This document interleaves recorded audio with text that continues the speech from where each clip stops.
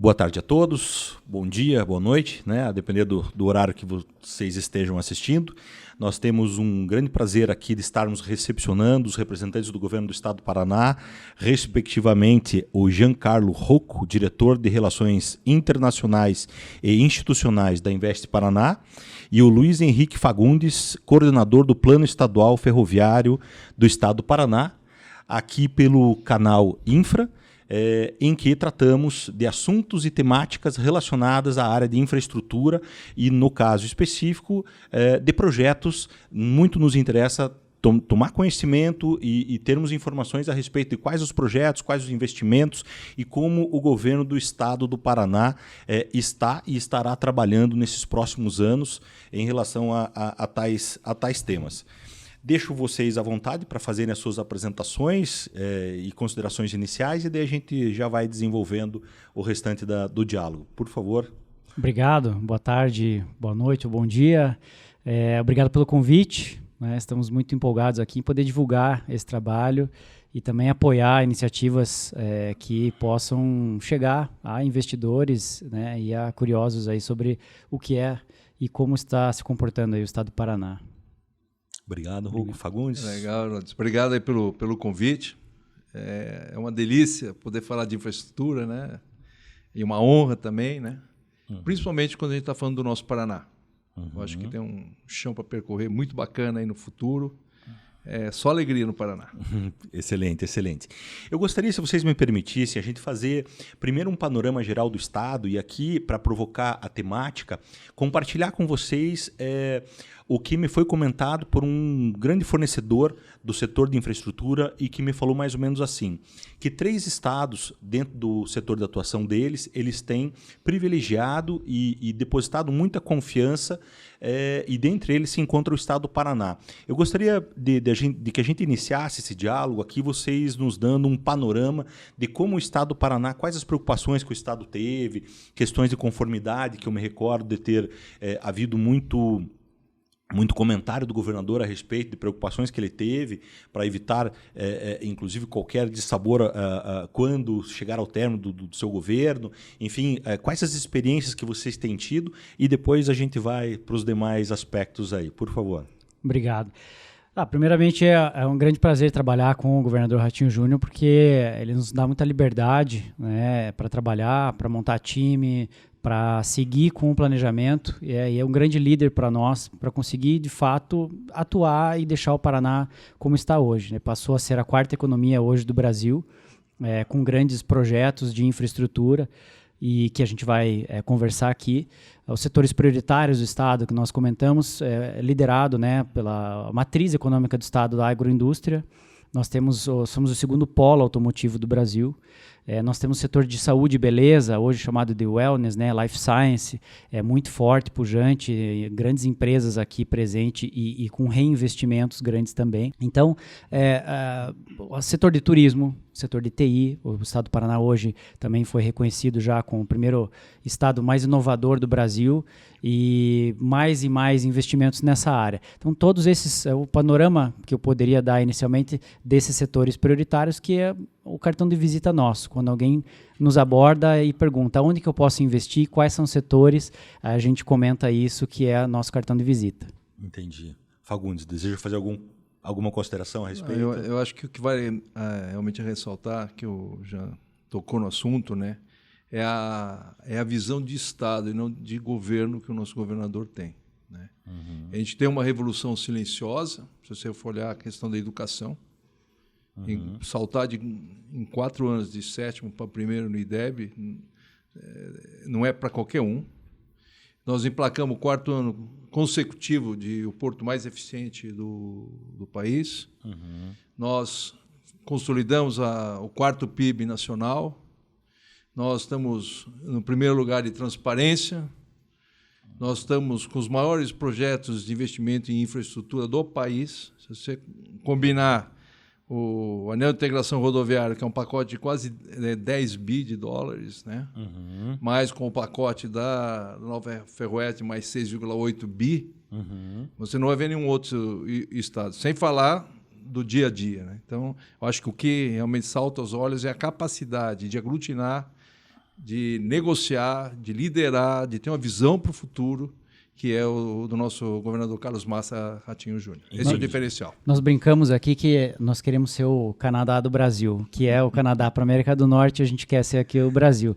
Né? Tem uma economia ótima, provavelmente não com os grandes problemas que existem, né, no vizinho, então é isso que a gente tenta brincar. E para a gente é uma honra muito grande estar recepcionando vocês aqui, porque nós reputamos que tanto a Invest Paraná quanto a Ferroeste, elas sem dúvida alguma se encontram dentre os principais instrumentos de promoção do desenvolvimento, de melhorias do Estado. Realmente o potencial e o impacto possível é realmente muito grande, e o que motiva especialmente, de forma óbvia, a gente estar ouvindo vocês aqui para a gente entender um pouquinho mais dessas informações, lembrando inclusive que essas nossas atividades aqui, elas possivelmente sejam replicadas aí por outros países com as respectivas traduções, para que isso sirva também de oportunidade de investimento de interessados, motivo pelo qual talvez a gente não tenha um tempo para ter um adensamento de informação em termos de retorno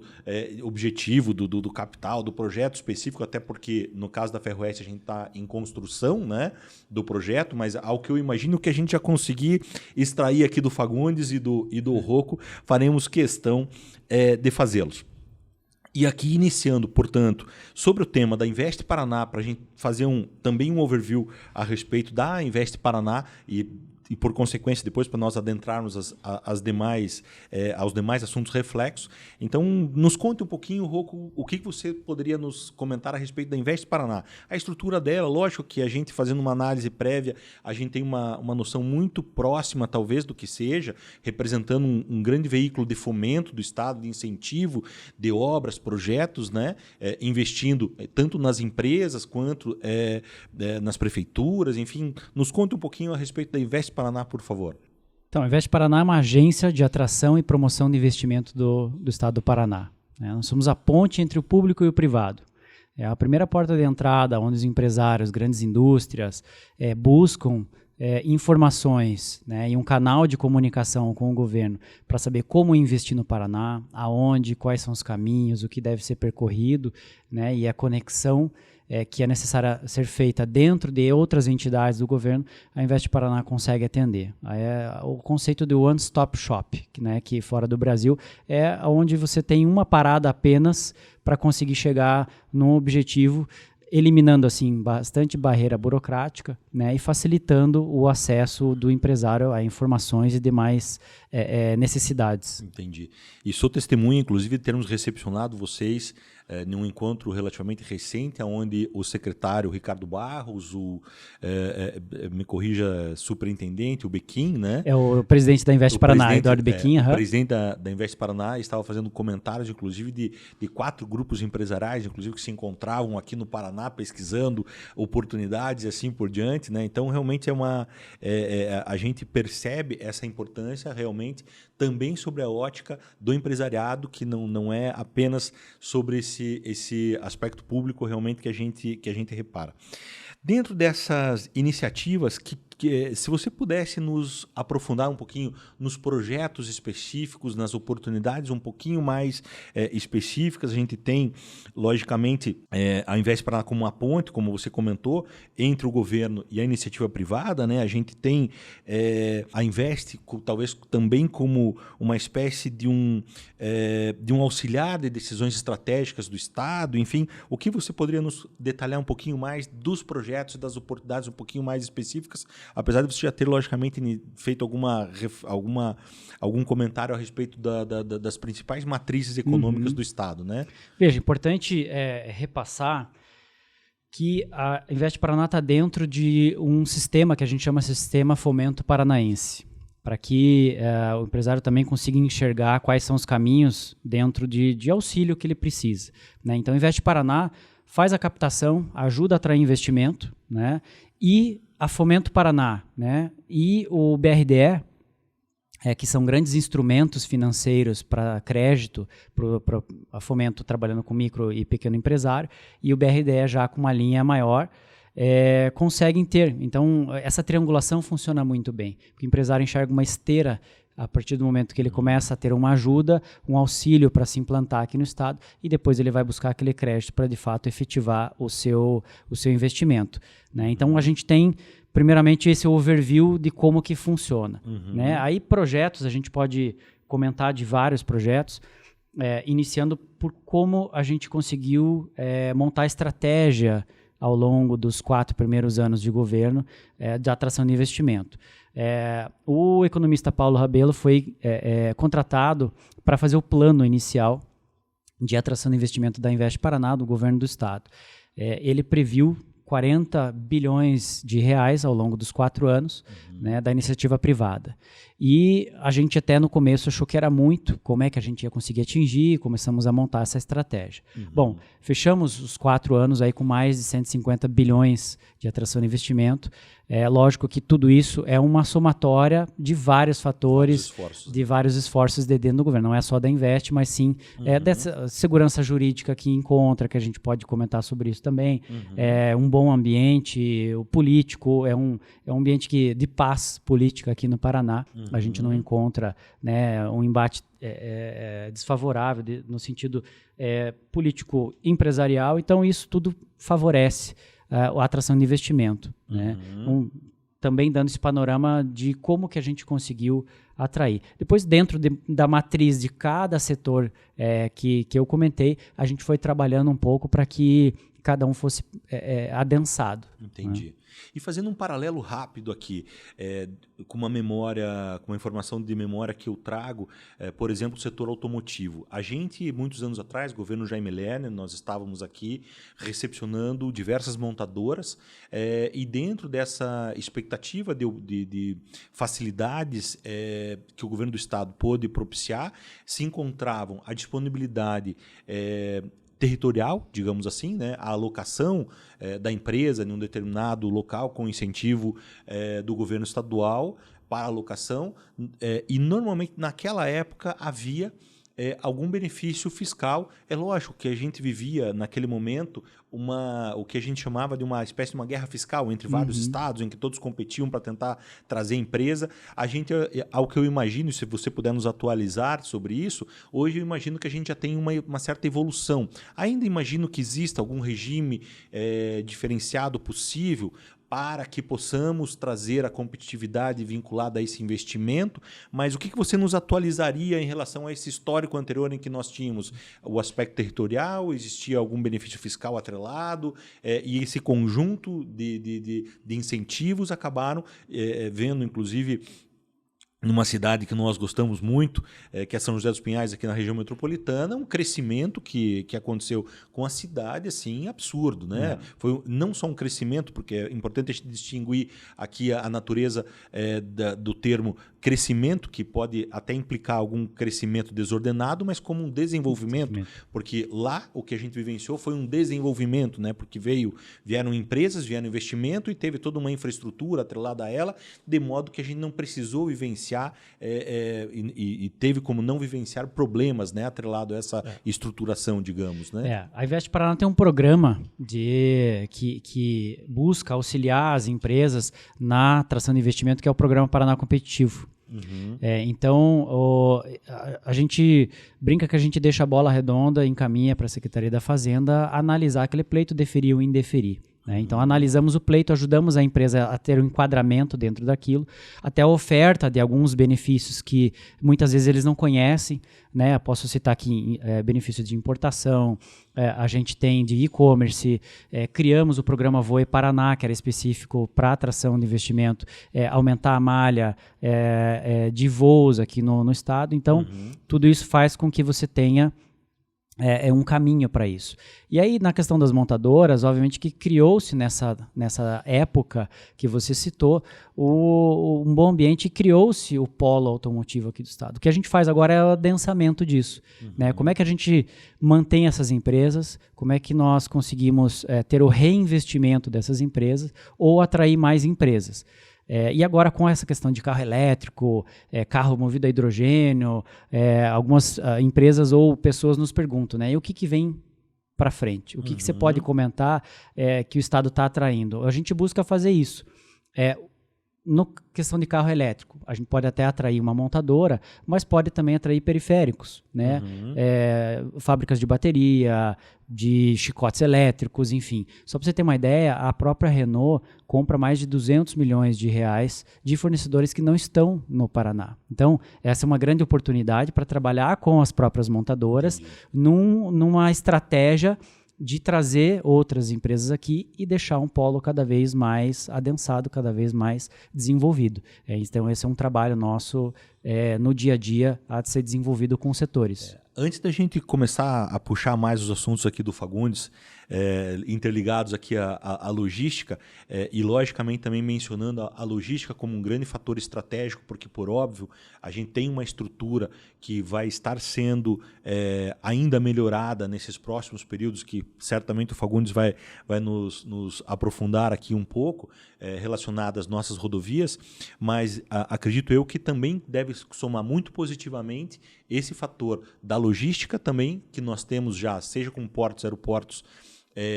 e localização do próprio Estado.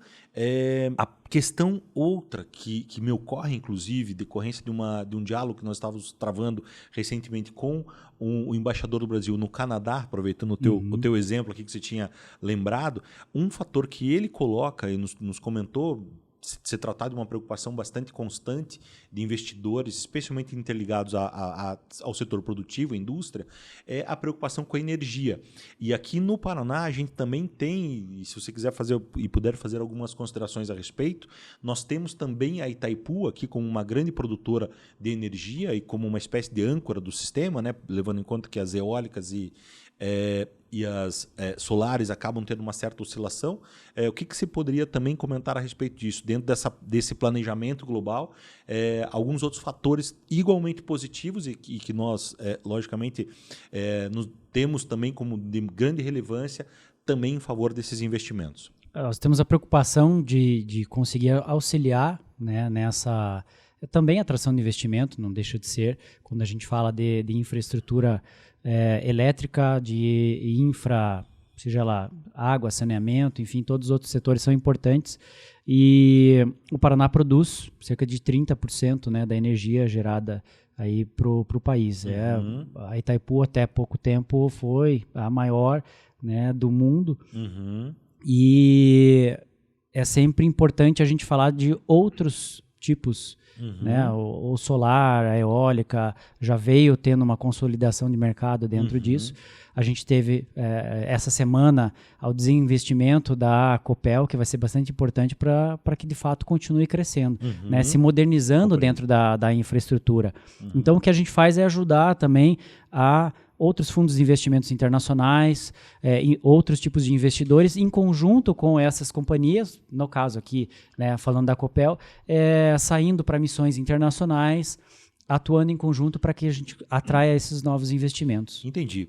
Me fica aqui muito claro e me deixa muito feliz aqui todas essas informações que a gente está recepcionando, que a gente está recebendo. Realmente o Estado do Paraná demonstra e evidencia uma competitividade muito acentuada em praticamente todos os fatores principais para recepcionar investimentos externos. E agora, se vocês me permitirem, sem prejuízo que a gente faça um vai e vem aqui de temas, eventualmente retornando novamente para a Invest Paraná também, mas eu tomaria liberdade de provocar um pouquinho o nosso amigo aqui, Fagundes. Fagundes, nos conte a respeito da Ferroeste e a respeito dos nossos principais projetos aí, o que você pode compartilhar aí conosco, que vem, logicamente, ainda somando dentro dessas diretrizes aí muito bem colocadas pelo nosso amigo Giancarlo Rocco. A nova Ferroeste, ela é uma ruptura com o passado logístico. Eu diria não só do Paraná, mas do Brasil. Quando nós começamos em 2019 esse mandato, né, houve uma iniciativa dentro do Estado de promover o modal ferroviário, né? E por que isso aconteceu? Se a gente olhar o Estado do Paraná, 70% do PIB da América do Sul gravita em torno do Paraná. Então, nós temos uma posição geográfica particularmente privilegiada, né? Então, fazemos fronteiras com dois países, os dois maiores parceiros econômicos do Brasil, né? Nós estamos circundados por Santa Catarina, Rio Grande do Sul, São Paulo, Mato Grosso do Sul. Então, nós temos que realmente aproveitar essa posição geográfica, né? Se o que o Paraná exporta hoje, 85% vem de distâncias acima de 300 quilômetros. Né? 300 quilômetros é um número a partir do qual o modal ferroviário começa a prevalecer sobre o modal rodoviário em termos de competitividade. Né? Com isso, a gente iniciou a construção de um sonho, que é o projeto da nova Ferroeste. Né? Na história do país, é a primeira vez que um Estado, um governador, tem a coragem de assumir um projeto dessa envergadura, desse impacto. Esse projeto, apesar de ter um DNA paranaense, ele é um projeto nacional. Eu diria de integração internacional. Talvez eles... Vamos olhar a história, vamos aprender um pouquinho com a história. Né? A ferrovia sempre foi ferramenta de integração. Né? Oeste americano, né? Os faroestes e tal. Isso, né? Talvez isso promova daqui a alguns anos realmente o Mercosul.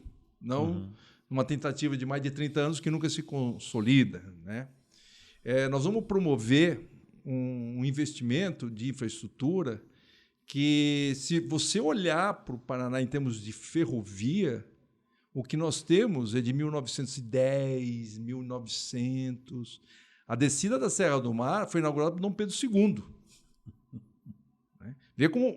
Veja como investimento em infraestrutura é importante. Sim. 150 anos depois, nós estamos utilizando. Né? Só que tem um problema.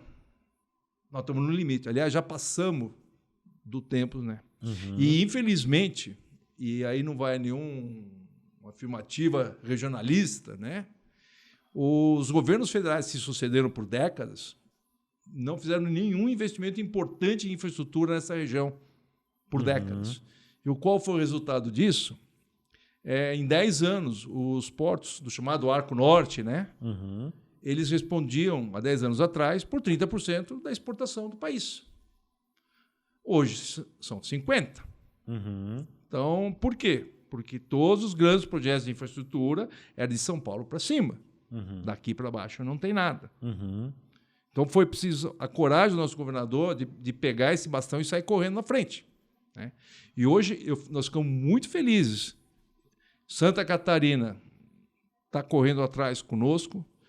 O Rio Grande do Sul está com uma iniciativa de estender de Chapecó até Passo Fundo. Né? Que maravilha. O Mato Grosso do Sul acompanhando conosco. Nós fomos chamados pelo governo paraguaio para ver como promover a malha ferroviária deles. Então, o Paraná assumiu uma liderança nacional e regional nessa questão de infraestrutura. Graças a essa iniciativa. E se você puder nos comentar, por exemplo, a gente já tem uma estrutura hoje já presente de estrutura ferroviária, né? Que logicamente atende muito aquém de toda essa demanda que certamente existiria. E a gente... eu me recordo aqui de ter ouvido também muitos comentários a respeito da tal da Paranaguá-Antofagasta, né? Que eventualmente passaria por outros países e que talvez pudesse trazer aqui um grau de competitividade muito grande, talvez tanto quanto essas últimas alterações que aconteceram, essas últimas obras que aconteceram para o setor agrícola, de escoamento de soja, que acabou colocando em algumas posições estratégicas, chegou até onde me recordo, mexer até um pouco no preço mundial graças a uma melhoria logística. No que consistiria essa implementação, essas novas obras da Ferroeste?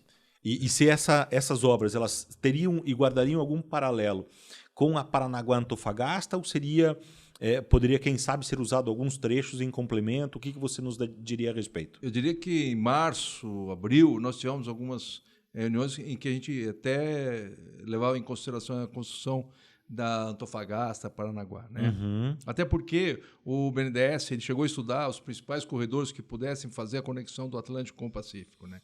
E o trecho mais competitivo, mais viável é exatamente esse que nós falamos agora aqui. Né? Mas a gente tem que buscar o viável no primeiro momento e depois a situação ideal, logicamente. Exatamente. Né? Então, o ótimo, às vezes, ele mata o bom, né? Então, nós vamos focar no que a gente consegue ter controle, porque quando você fala de integração regional, você vai ter que falar de alfândega, controles na fronteira. Sim. Se um caminhão leva 5 dias para passar do Paraguai para o Brasil, imagina um trem com 140 vagões. Vai ser um pouquinho mais complicado, né? Então, existem algumas lições de casa que precisam ser feitas, além de você aumentar demais a necessidade de investimento. Entendi. Mas eu acredito que esse vai ser um caminho natural que vai ser percorrido nas próximas décadas. Ao longo dos anos, nas próximas décadas. Perfeito. E dois questionamentos principais me ocorrem a respeito, seja desses projetos iniciais aqui da Ferroeste, ao que eu acredito que, primeiramente, há uma necessidade, apesar de ser evidente o crescimento da atividade econômica que pressupõe também um incremento de adensamento de volume de tráfego rodoviário ou ferroviário, qual é a receptividade, e aqui faço essa pergunta especialmente para eventuais e potenciais interessados no investimento, né? O que a gente tem de concreto de expectativas e tendências de demanda de carga, né? Então a gente tem, digamos assim, uma produção agrícola bastante intensa aqui no estado. Atualmente o estado está muito vinculado à estrutura e o modal rodoviário, mas a gente tem uma tendência de que haja alguma divisão um pouco mais acentuada para que boa parte dessa carga acabe indo para o ferroviário. O que você nos diz sobre isso? E se me permitir já antecipar a segunda pergunta. Quais as expectativas de demanda de investimento no governo do estado vinculado à ferrovia? Digamos assim, quem é o investidor que nós buscamos enquanto estado do Paraná? Nós buscamos um investidor que tem um perfil, digamos assim, de fundo de investimento, ou seria alguém que teria interesse de estar promovendo uma operação integrada com as estruturas já existentes de produção agrícola? O que você nos diria sobre essas duas questões? Então, acho que há uma premissa nisso tudo que é o seguinte: a economia só anda sobre infraestrutura. Ou você tem ou você não tem. E não adianta você estar excelente da porteira para dentro e ter um excelente porto, se você não comunica os dois polos de excelência de uma maneira apropriada, né? Pois bem, vou dar alguns exemplos, né? Vamos falar a Cotriguaçu, não sei o quanto você conhece da Cotri, né? A Cotri, ela é uma cooperativa de cooperativas, basicamente a Cevale, a LAR, né? A Copacol e a Copavel. Eles exportam de 4 a 5 mil contêineres mês a partir do terminal de Cascavel, né? E são contêineres com uma característica específica, que eles são reefers, né? Que eles são para proteína animal, são refrigerados, né? Pois bem, um contêiner para percorrer 600 quilômetros para chegar no porto leva de 5 a 7 dias. E vamos só lembrar que ele é refrigerado. Então, ou você dá muito frio na partida, ou você começa a ter que dar frio no caminho, para ele poder aguentar, principalmente no verão. Então, você já tem um problema logístico aí de cara. E apenas 20% disso consegue ir de trem. E por que ele não consegue ir mais de trem? Porque simplesmente o que nós temos hoje de malha ferroviária não consegue, não deixa passar mais trem. Entendi. É por isso. Aí o que acontece com os 80%? Ele põe em cima do caminhão, pagando quase o dobro de frete. Entendi. Então, nós estamos asfixiando o desenvolvimento econômico. Como eu te falei, a economia anda sobre infraestrutura. Se ela não estiver adequada, a economia não vai estar bem. Por mais esforço que as unidades, os agentes econômicos promovam, se esforcem para fazer isso daí. Então, nesse sentido, há uma demanda absolutamente reprimida. De carga que chega por trem no porto hoje, nem 10% vem do oeste. E lembre-se que o modal ferroviário no porto de Paranaguá, nem 20% é trem. Então, se nós estamos falando de 10%, nós estamos falando de 2%. E o Oeste, Paraguai, Mato Grosso do Sul, eles são os grandes exportadores. Né? Então, a gente realmente precisa fazer uma transformação. Caso contrário, aquele conceito de central logística vai estar comprometido. Porque o modal rodoviário de longa distância, nem o motorista de caminhão quer fazer. Hoje existem pesquisas que mostram que o motorista de caminhão não é o mesmo de 30 anos atrás. O estradeiro, aquele romântico. Uma tendência de dificuldade com mão de obra em todos os setores, né? Todos os setores. Que daí dificulta ter, né, pessoas que se dispõem a ficar tanto tempo quanto acontecia alguns anos atrás, né? Um projeto como o da Nova Ferroeste, ele vai promover pelo menos 30% de redução de custo logístico. Nossa, isso é fantástico. É um número absurdo, né? E veja, ao longo da construção, nós estamos falando de tudo, né? Dos 1.567 quilômetros, em gerar 360 mil empregos diretos e indiretos e de efeito renda. Nesse número não está o grande efeito, que é o ganho de produtividade devido de você ter uma infraestrutura de qualidade. E esse vai permitir o quê? Geração de empregos perenes e de qualidade. Principalmente para poder acompanhar o processo de transformação que há no Paraná, que é a transformação da proteína vegetal em animal. Que tem muito mais valor agregado. Sim. E gera um nível de empregabilidade muito maior. Aliás, o Paraná vai ser a grande meca do emprego desse jeito. Nós estamos hoje com 5,5%, que são números americanos de desemprego. Então, nós vamos ter que sim, e aliás, já estamos importando mão de obra. Né? Entendi. Então, toda essa questão ela é primordial, inclusive, para a sobrevivência da nossa capacidade de exportação através do porto. Né? Então, investimentos já estão sendo feitos. Por exemplo, essa semana aí foi o famoso Moegão, que nada mais é que aumentar a capacidade de descarga ferroviária. Né? Nós vamos ter uma capacidade instalada aí de pelo menos 24, 25 milhões de toneladas de descarregamento. Nós vamos mais que dobrar a capacidade disponível. E isso vai permitir que o trem chegue, porque não adianta... quando a gente fala de logística, a gente fala de conexão de modais. Então, está tudo conectado. O caminhoneiro vai fazer viagens mais curtas. Essas viagens curtas é mais do gosto, da qualidade de vida do motorista. Elas são mais rentáveis. Entendeu? Não precisa fazer... Vou dar um exemplo. O cara sai de Mato Grosso para entregar soja lá no porto, ele fica 5, 6, 7 dias parado no porto esperando carga de retorno. E pega a carga a um preço aviltante, só para pagar o diesel. Então, isso a gente vai mudar. Nós estamos falando de ter uma ferrovia conversando perfeitamente com a rodovia e com o porto. Então você vai... Porque senão você ia ter um gargalo na chegada do porto. E o porto está avançando muito forte nisso. Porque do jeito que está crescendo o Paraná, o único jeito do porto é crescer para dentro do mar, que são os novos terminais que virão. Seja no formato T, F, L... Então, tudo isso está sendo previsto não só o aprofundamento ali do canal, isso vai permitir para ganhar quase 2 metros de calado. Né? Nós temos terminais privados que estão vindo aí também. Né? Então, a gente está num processo de transformação logística absurdo nessa região. Isso vai permitir que o Paraná se torne realmente a central logística, que é a grande meta nossa de transformação. Entendi. E uma pergunta consequente que me vem dentro dessas premissas, né? Qual que é a modelagem que o Estado está imaginando para essa construção, digamos assim, para esse projeto? A modelagem que se imaginaria seria uma PPP, uma PPI, seria... Que formato que vocês imaginam? Assim? E pergunto isso até num contexto em que a gente tem vivenciado inúmeros projetos, inúmeras obras, inúmeras atividades, mas, ao mesmo tempo, poucas enquadradas, por exemplo, no formato PPP. A gente teve, inclusive, uma discussão relativamente recente, na qual representantes... digamos assim, até certo ponto vinculados ao Estado, as principais empresas, comentando que a atividade, por exemplo, na área de energia, acaba tendo mais projeto PPP de trabalhos conjuntos atrelados a alguma operação específica, por exemplo, fábrica de papel. É muito habitual você ver fábrica de papel construindo uma CGH e implementando o projeto em conjunto com a Copel. Agora, em outras atividades a gente vê, digamos assim, poucos projetos. Nesse caso específico da Ferroeste e dessas obras que você pretende. Qual é a modelagem e qual é a expectativa de investimento que a gente tem como necessária? Né? Que você fez um comentário, não esqueci, né, de alguns bilhões a respeito do modal rodoviário. Você chegou a fazer uma menção de números do ferroviário, mas eu faço questão de aprofundar pela importância que essa informação em específico possui, né? Então,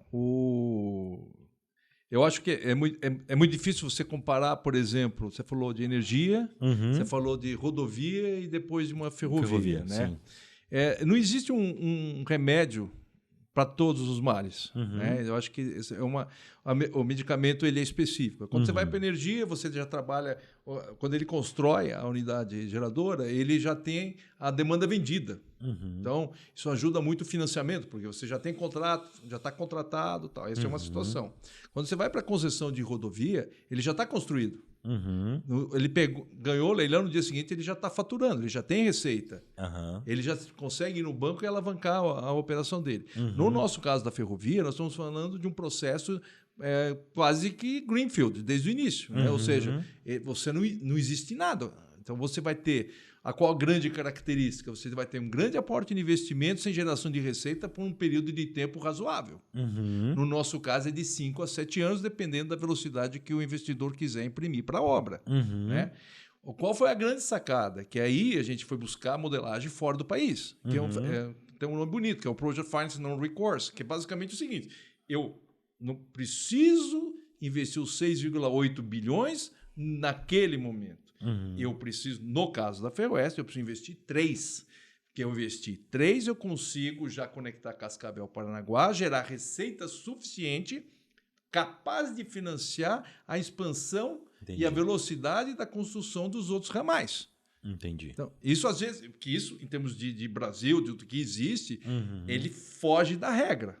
Mas se nós não fugirmos da regra, uma adequação técnica, absolutamente necessária. É absolutamente necessária, porque ele tem uma característica absurdamente própria.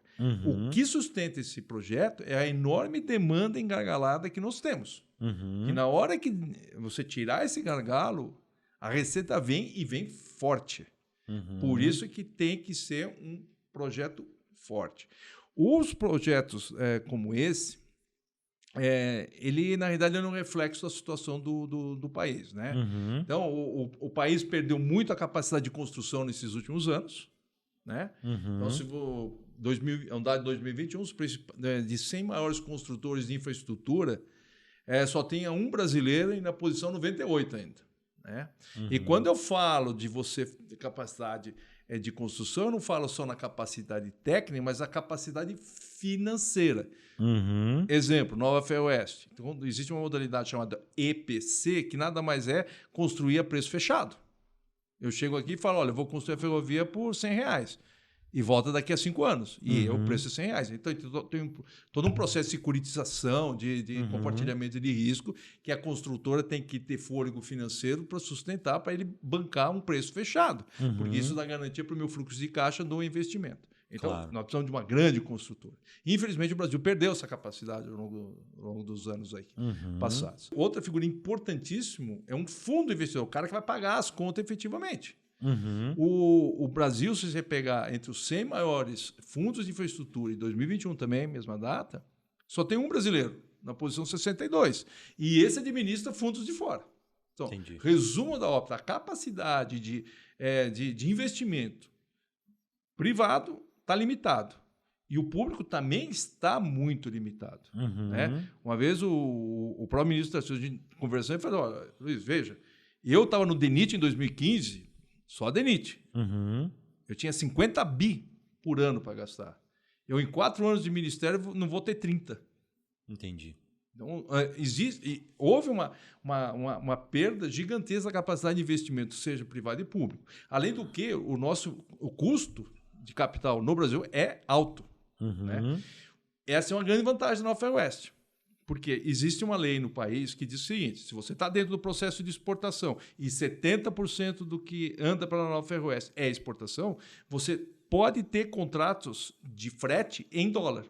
Quando eu consigo fazer esse tipo de situação, eu crio um hedge, uma proteção natural para a minha capacidade de alavancagem. Porque eu posso ir buscar dinheiro fora do país e não corro risco cambial. E o custo do dinheiro fora do país é muito menor do que aqui. Então, isso dá muita bancabilidade, né? Dá muita atratividade para o empreendimento. E aí é um papel essencial o que a Invest faz, principalmente na diretoria do ROCO, que é essa capacidade de atrair players internacionais. Porque o país inteiro precisa disso. Então, nós estamos disputando lá fora. O investidor, assim, ele vê, tem uma prateleira com 100 projetos, para onde eu vou? O cara que tem qual segurança é o que tem mais jurídica. Segurança? Qual é o que dá expectativa de retorno? Outra vantagem boa da Ferroeste é o tempo, né? Que é interessante você citar o tempo de investimento, de concessão que ela pode ter. Nós estamos falando de 99 anos. Nossa, aí realmente é... Que é difícil, normalmente você vê projetos com 30 anos, 20... Né? Realmente é bem diferenciado. E aí, por consequência, uma pergunta, consequência dessas suas reflexões, aí seria, levando em conta todo esse trabalho que a gente tem acompanhado do governo do Estado para prospecção, para apresentação, para participação de roadshows aí pelo mundo, buscando capital para colocar em prática e operacionalizar projetos que nós temos aqui, vocês já, logicamente, já vêm mais ou menos mapeando quem teria perfil possível de investimento. Então, a gente avalia aqui, dentro disso, a gente poderia dar algum direcionamento prévio ou é melhor não comentar nada a respeito de possíveis... Nós fizemos bastante roadshow já, né, Luiz? Isso é quem importante. Vocês acham que vão ser os próximos investidores, quem sabe, de um projeto dessa? Na verdade, a gente praticamente rodou o mundo já promovendo a Ferroeste. Né? Nós já tivemos na Ásia, praticamente todos os continentes.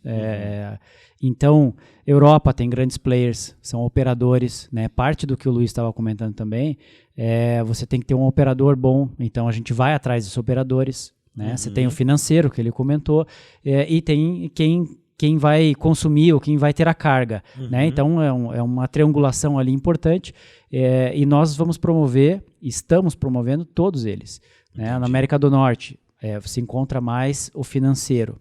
Recentemente tivemos em Nova York e Washington, promovendo também a nova Ferroeste, falando com grandes players de fundos de investimentos que operam, né? E fundos de investimentos que muitas vezes eles operam numa modalidade com outros fundos soberanos por trás, porque eles sabem investir no Brasil. É importante isso também, porque muitos fundos eles vêm para o Brasil, cultura, né, de a cultura, né? Eles precisam de alguém local. Então esses fundos muitas vezes passam a responsabilidade para outros que já atuam aqui, que são, obviamente, fundos muito grandes, que já têm sucesso, e eles já têm uma determinação também de cash out, eles já têm um pré-determinado, vão ficar tantos anos na operação, pode sair. É um template meio padrão, de alguns deles, né? Então, a gente já promoveu na Europa, já promovemos na América do Norte, tanto nos Estados Unidos quanto Canadá. Né? Canadá também é bastante reconhecido aí por ferrovia. Europa, a gente já promoveu para alguns países. A Espanha tem grandes operadores de ferrovia. Ásia, né? A China também, um grande interesse de chineses, tanto com funding quanto com operação. Então é um projeto que, assim, fundo australiano, a gente não foi até a Austrália, mas tem fundos australianos também, que são interessados. Não tem um local ao redor do globo que de fato a gente não olha, não tenta conhecer, e a gente faz isso por meio ou de embaixadas, consulados, câmaras de comércio, porque é a primeira ponte que você tem de credibilidade com relação ao acesso a quem você precisa. Né? Então a Invest Paraná atua em cima desses players. Hoje a gente tem contato com mais de 100 países, com proximidade, com relacionamento, que é importante. Né? Quando a Ferroeste é uma dobradinha legal, porque você precisa ter projeto de prateleira, né? E projeto que é bom. O Estado do Paraná, a gente já comentou que é fácil de vender, é prazeroso vender. Sim. E quando você vem com um projeto bem estruturado e que é muito importante para o país, qualquer lugar que você bate na porta é tapete vermelho. Então a gente faz esse trabalho de prospecção, de achar, montamos uma estratégia, né, de atuação. Muitas vezes uma missão é o melhor caminho, né? A gente promove aqui, fizemos várias rodadas online, mas aí sentar frente a frente, conversar com o fundo, detalhar o projeto, é sempre importante. E os caminhos naturais para esse acesso de informação?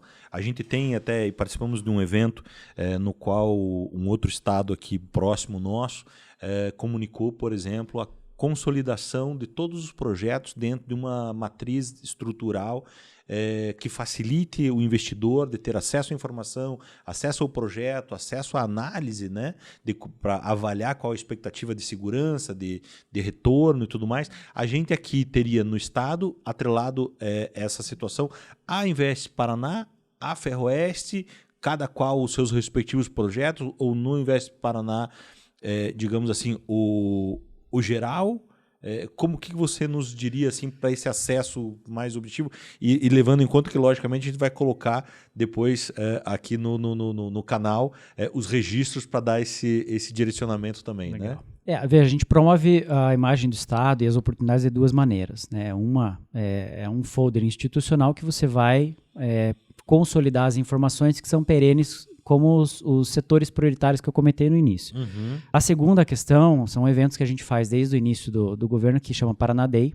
Nós saímos do Brasil, ou fazemos aqui dentro do Brasil também já algumas edições, para promover o Estado com esses projetos prateleira. Uhum. Aí a Invest Paraná tem o papel de consolidar todos esses projetos. Então a gente vai conversar com o Porto, a gente captar... Quem tiver interesse é só entrar no site da Invest Paraná e acessar os respectivos, fazer uma pesquisa básica elementar que vai ter acesso basicamente a todos os projetos com algumas informações mínimas. Isso. E que ou nos nossos canais aprofundamento... que a gente possa enviar informações específicas. Perfeito. Muitas vezes, porque a gente está constantemente atualizando. Uhum. Né? Iremos mês que vem numa outra missão para a China para promover justamente todos esses projetos. Então a Secretaria do Planejamento hoje, o secretário Guto Silva tem um grande papel de conseguir consolidar outros projetos também, que não ficam acessíveis, vamos dizer, não somos nós que estamos estruturando, mas são projetos que também captam recurso de BID, de Banco Mundial, Entendi. Que é muito importante também para o Estado. Entendi. E vocês, como conhecedores da área de infraestrutura, logística, tem uma pergunta que eu não vou conseguir me segurar em não fazer. A gente veio acompanhando ao longo dos anos, já desde a época do governo Jaime Lerner, muitas discussões, inclusive, para minha surpresa, projetos extremamente inovadores às suas épocas, isso me referindo aqui a coisa de 20 anos atrás, mais ou menos, com projetos, por exemplo, de metrô, atrelado à energia limpa, enfim, coisas que, lógico que a gente sabe, metrô é algo muito antigo, Londres, o metrô de Londres é um exemplo para o mundo, aquela coisa toda. Que análise que vocês fariam para esses projetos, digamos assim? Que reflexão a gente pode ter? O que o Estado discute a respeito desses assuntos de transporte de passageiros e de projetos eventualmente de metrô? Eles se mostram, digamos assim, com alguma, quem sabe, viabilidade, quem sabe daqui a algum tempo, porque, por óbvio, a gente sabe que, e vem acompanhando que muitas cidades brasileiras, São Paulo, Rio, enfim, muitas delas possuem o metrô, digamos assim, é um modal fundamental para o transporte passageiro, e aqui no estado, especialmente aqui em Curitiba, a gente vê uma certa leniência do governo municipal em estar, quem sabe, e, lógico, eles trabalham muito com alguns projetos, com as canaletas, colocaram o transporte sobre rodas, né? Nos ônibus. A gente tem alguma proposta aqui do governo, inclusive oriunda aqui do governo do estado, são os BRTs que foram aplicados no Rio de Janeiro, etc. Mas confesso a vocês que em palestras antigas, quando nós tínhamos aqui ainda presente o nosso saudoso Jaime Lerner, ele fazia comentários e não sei, inclusive, como não colocou em prática, porque competência não faltava lá naquela época, né? Que balanço que vocês fazem? Me consta a existência de algum projeto de lei aqui no estado que, quem sabe, também venha aliado a esse transporte de passageiros. O que vocês avaliam? Podemos dividir dos passageiros, ela está sendo endereçada. Tá? É que, veja, quando a gente fala de ser verde e tal, todo mundo já pensa em ir para a Lua, fazer uma ruptura tecnológica. Sim. Mas quando você fala de inovação, você não pode só falar de produto, você tem que falar de processo. Vamos pegar a Nova Ferroeste. A Nova Ferroeste, no fundo, é um processo de descarbonização da cadeia de suprimentos. Porque na hora que eu transfiro a carga para o trem, além de todos aqueles benefícios tem uma redução sociais, absurda de poluição. Redução absurda. Em 60 anos... O que vai ser sequestrado de carbono da atmosfera para evitar o efeito de estufa é equivalente a 250 mil campos de futebol de vegetação.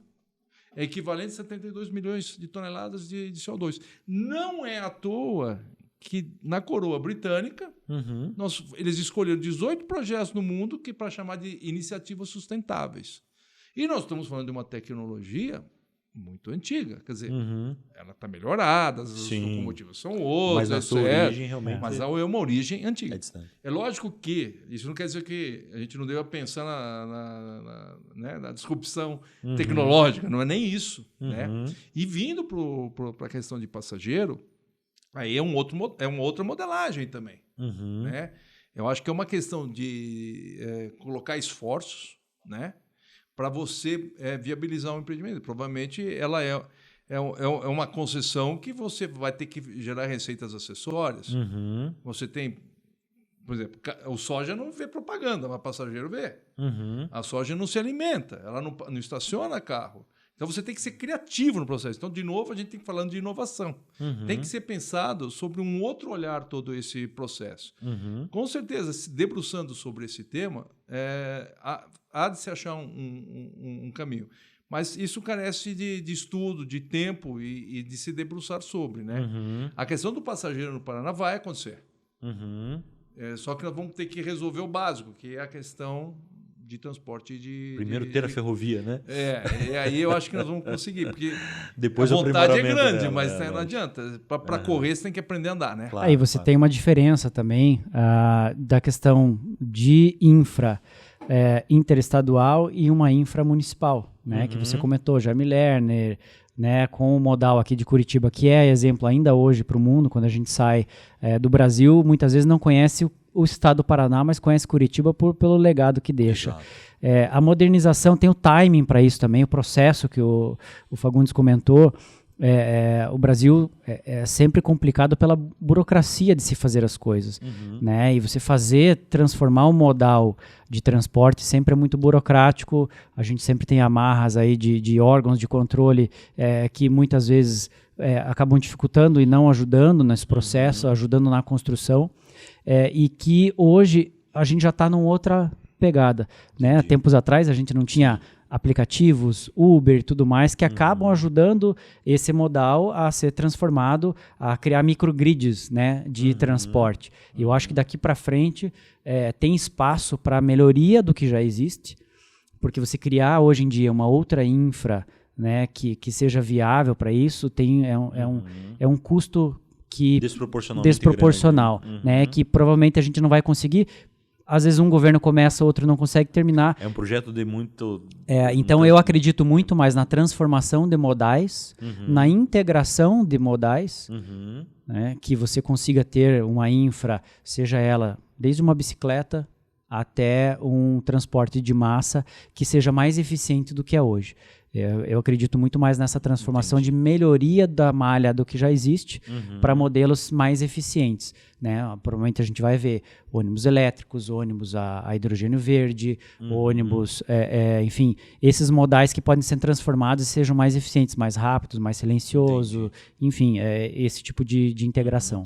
E se vocês me permitirem fazer um balanço assim um pouco mais amplo, como que vocês estão vendo, digamos assim, a infraestrutura num contexto maior assim de país, né?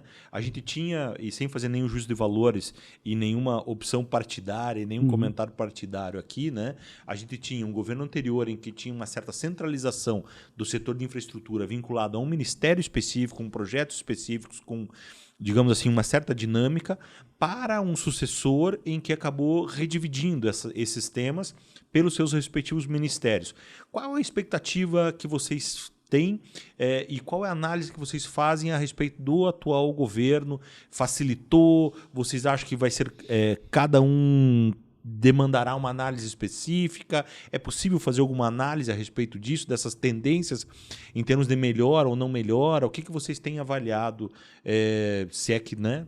Se vocês se sentem à vontade de comentar. O governador Ratinho Júnior já planejou o Estado, pelo menos já no primeiro mandato, já colocou o tom da onde a gente quer chegar para os próximos 30 anos. Né?